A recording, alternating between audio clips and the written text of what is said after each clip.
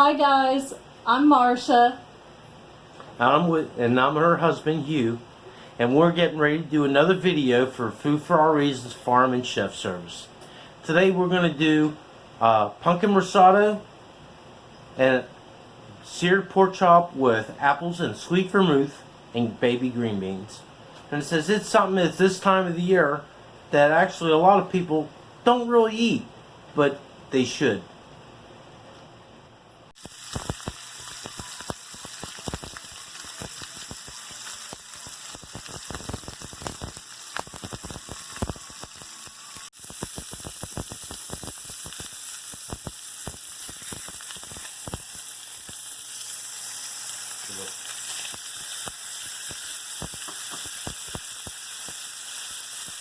Looks good. Those are the first two chops. Hugh just seared them. He used some tallow that I rendered down from beef fat to sear them in. Now he's getting ready to put the next two chops in the skillet. And we use a heavy bottom skillet for searing meat in. It gets hotter and it stays hot longer. If you use a skillet with a thin bottom, when you put the cool meat in it, it'll cool your pan down and you won't get your meat seared as well. So we did those first because those are like at least 2.5 inches thick. And we do these, one is for my son and one will be extra. But we did them because they take a longer time to cook. And they will eventually have to go in the oven for maybe about 10 minutes to make sure they're nice and good and medium. You don't want to eat it any more than medium rare or medium. These ones we're doing, and they're thinner. So we're going to do them first, and then we're going to eventually make our sauce out of our pan like we usually do.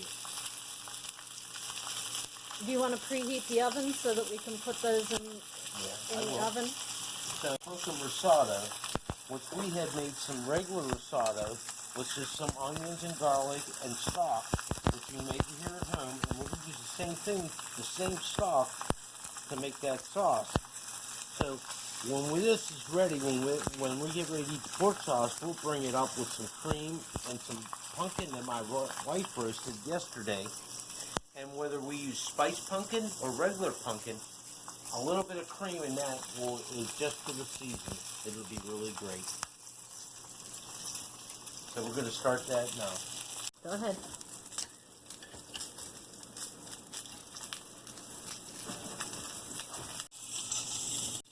Hugh just pulled the second two chops out. Don't they look delicious? I wish you guys had smell-o-vision. Put the apples in the pan with some tallow, and we're going to do a little bit of sugar, and we're going to caramelize the apples because the apples need to do that. And I've peeled them, and even though I put them in acidilated water, which is some lemon juice and water, they still start to turn. So, but what the thing is it won't make no difference because I'm going to put them in a pan and I'm going to caramelize them.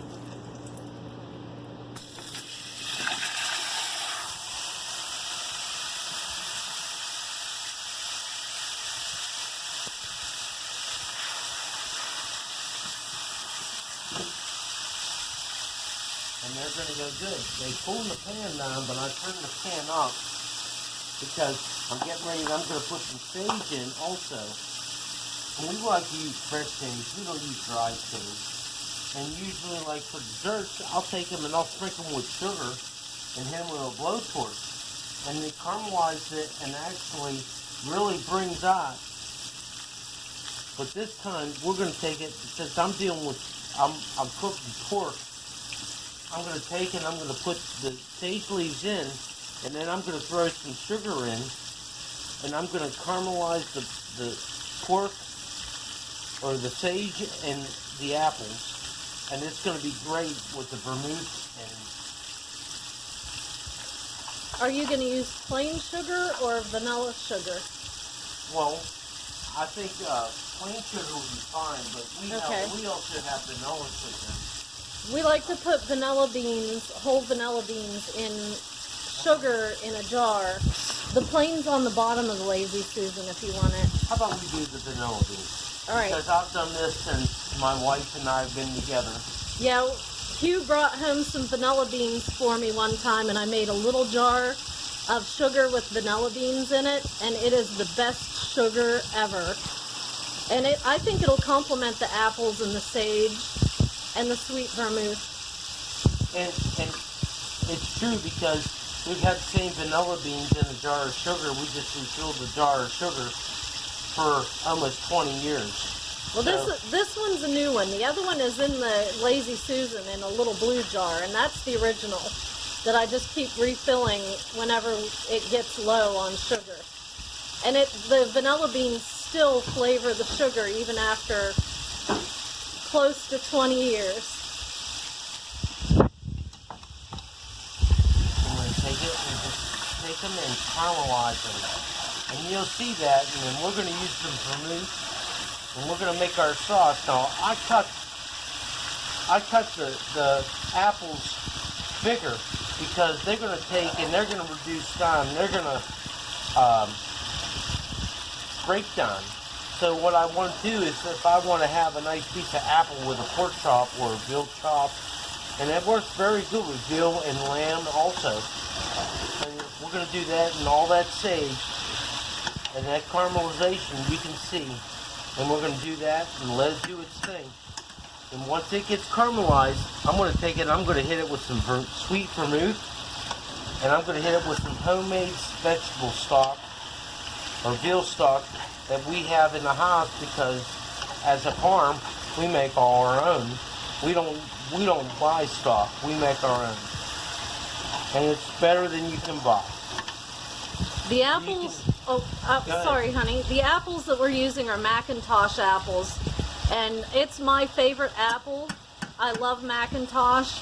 They cook a little bit quicker than some of the firmer apples. They're not as firm, and I like the flavor and the sweetness of them. So I'm going to do that. Next, we're going to start to warm up the risotto, and we're going to cream it out, and I put our own stock in it, but I'm actually going to put some cream in it and some pumpkin that my wife roasted yesterday, and she hadn't decided whether she wanted to do regular pumpkin or spiced pumpkin, but she spiced one set, and the other set was very plain, just salt and pepper. But whatever she decides, we're going to take it up and we're going to cube it and put it in and start to heat this up and work the cream into it and bring it back. Usually risotto, you want to toast the rice, which is a burrito usually, and you want to toast it in the oil with your onions and toast it because it brings out the texture in the sauce, in the risotto. But also you want to, usually the old timers, the old Italians, they said you never can do it unless you have a wooden spoon. But I've turned the rubber spatulas work just as well. But the rice has to be hot, and so does the stock. So if you don't have hot stock, it cools this down, and this becomes very starchy. Where hot stock, hot rice, you work it in, and it absorbs it in a uniform manner. Now I already did that with this, but when I put the pumpkin in it and the cream, I'm going to put a little stock in, and I'm going to bring it back. Bring all that starchy, creamy goodness out of it. And that's going to be our base for our pork chops, topped with our apples and sweet vermouth. Now you can see it's starting to caramelize a lot and starting to break down. And all that fresh sage, and it's good. If you could smell it, it's really pretty much making its own sauce. It smells delicious. So all you need to do is, we're going to take it now, and we're going to put that sweet vermouth in it, in our stock, and make our sauce. We'll caramelize and look, they're breaking down, but actually, it's going to make its own sauce. So we want to take some sweet vermouth. Hold it so I can look at the label. And we're going to put about 1.5 cups, 2 cups. And then we're going to swish it around because it's going to be all that. And then you look at that, and if you could smell it, and then we're going to take a good cup and a half, 2 cups of our own homemade stock, which you see it's like jelly. And that's what you want. If it's a homemade stock, it should look like jelly. And we're going to take that, and all that needs to do now is just cook down. So you can smell the apples, the sage, the vermouth, the good homemade beef stock. And all you're going to do is let that do its thing. So as that is doing it, we have our pork chops in the oven that are coming up to temp. We only want to serve them mid-rare to medium. Contrary to belief, people think medium pork is bad for you. Actually, it's better for you than a lot of things, including steak.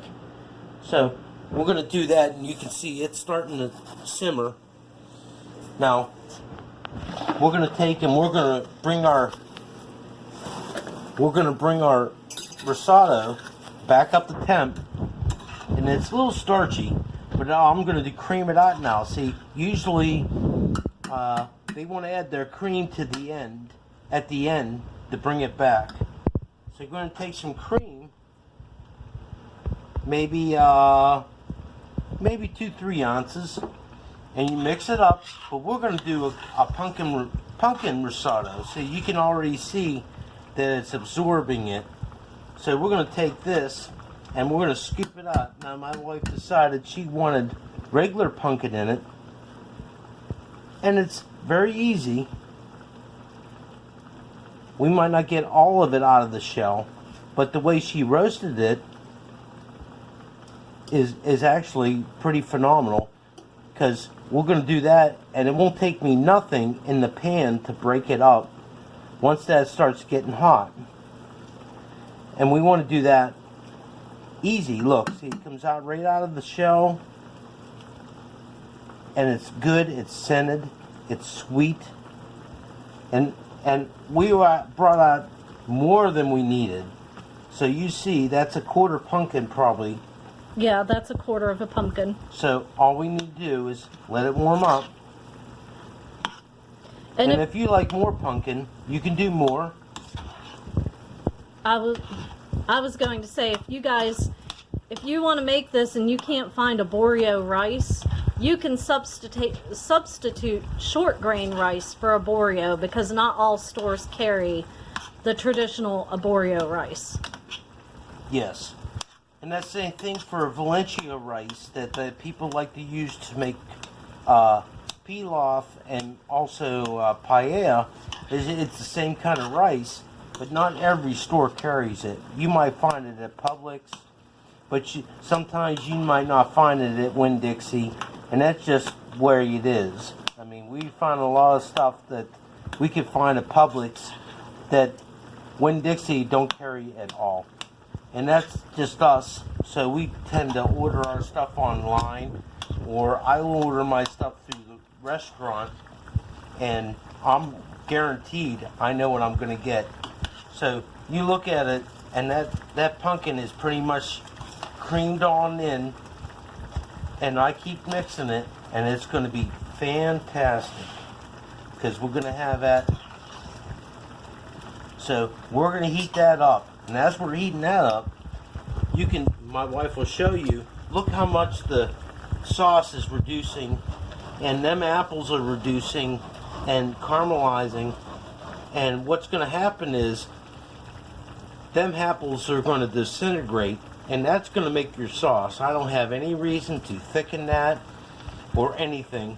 If I was going to do it in a restaurant, I would sear the pork chop in the pan like I did the appetizer, and I would make my sauce in the pan. And that's why you want to have it where you have the experience that I can do something to order. And if I sear something in the pan, I make my sauce in the pan too, which is old school. Which the old school Italians used to do it, and the old school French used to do it. I sear something, I make it in the pan, make my sauce, and everything that goes with it, all the accompaniments come out of one pan.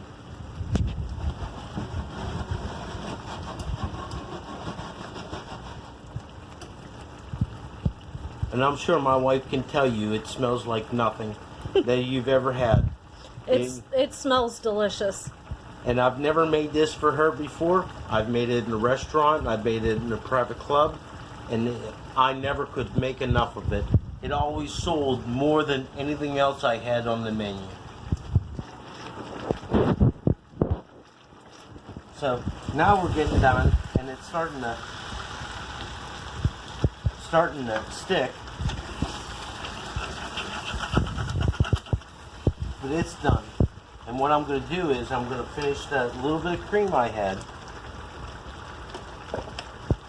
And I'm going to let it just scoop away. And it's going to be so creamy when I put it on a plate once that rice absorbs that. And you can see it's almost soupy. And that's the way risotto should be. It shouldn't be so that it stands up on its own. It should be soupy. And that way is creamy. And all that creaminess comes out. And you can see that.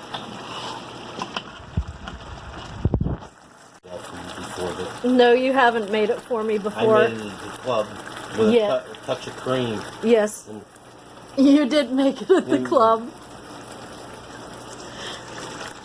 It looks delicious. I can't wait to eat it. Well, we'll have that, and it's very easy to do for a home cook. And you don't really need to do apples. You could do the time of the year, like might be pears, whether it be spring or fall, and you could do the same thing. You don't need to do a pork chop. You could do a pork loin and cut pieces and pound it out, and the sauce would be just as fantastic, and it'd be easy. You don't need to do a lot of work into it. But we make our own stock and everything. You might have to use base, but we don't approve of that, because if you look at base, usually the ingredient is 90%. If you look at the ingredients, if it says salt, that's 90% of what you're buying. And we don't do that. We'd rather make our own at home, because we know we don't put no salt in it. So we can always reduce it down. And if it needs a pinch of salt, that's different. Not this, I'm cooking something that's 90% salt before I ever do anything with it. The pork chops, we've seared them, put them in the oven. We've done our sauce in the pan. We cooked the pork chops. We've done some pumpkin risotto. Now we're going to do some green beans. And all we're going to do is we're going to blanch them. And we don't need to blanch them, but you always want to salt your water. Because especially when you have a green vegetable, you salt your water and it raises your water temperature to 224 degrees instead of 212 degrees. So what happens was the water boils at a higher temperature, so when you put your green vegetable in, it doesn't sit in the hot water enough time to change color, unless obviously you overcook them. But we do that, and we do that because I want to season my vegetable. Everything is seasoned. I don't buy stuff seasoned at the store, so we make sure we season everything. That's only going to go 3 minutes.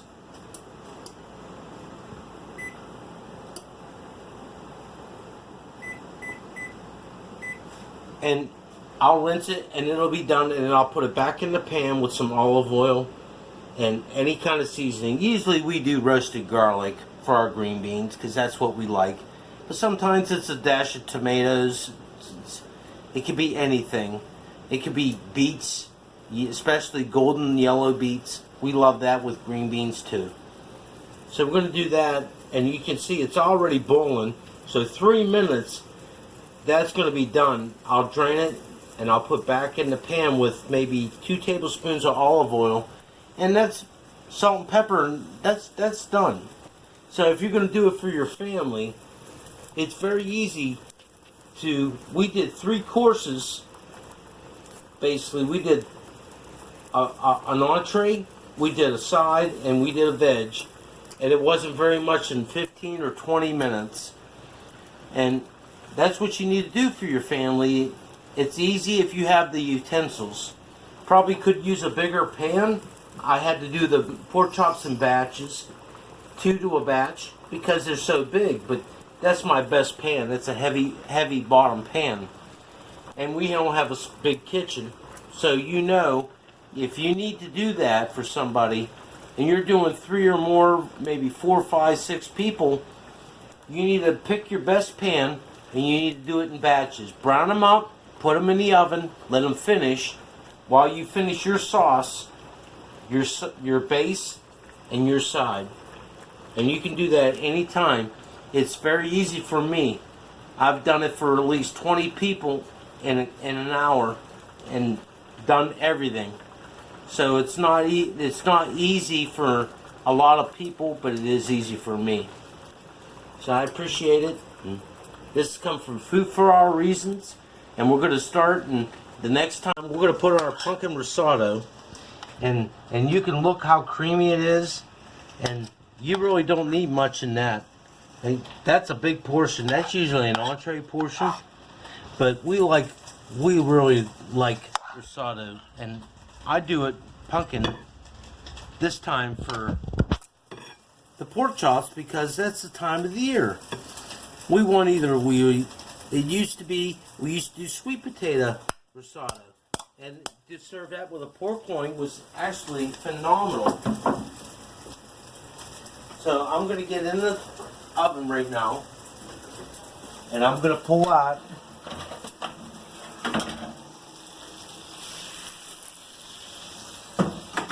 our pork chops.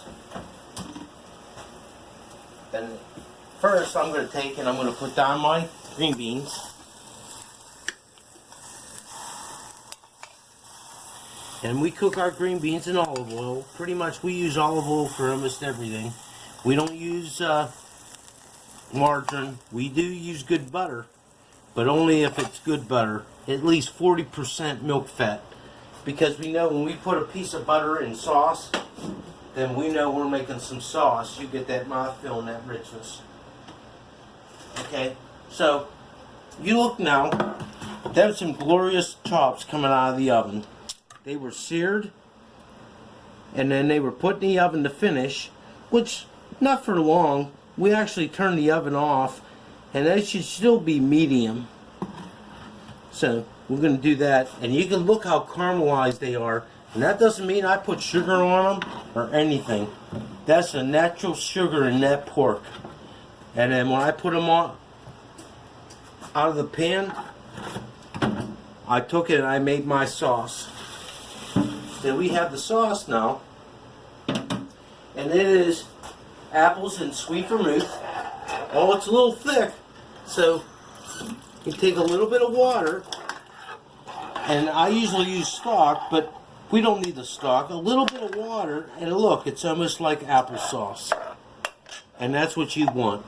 You want the apples and sweet vermouth, and it's the best.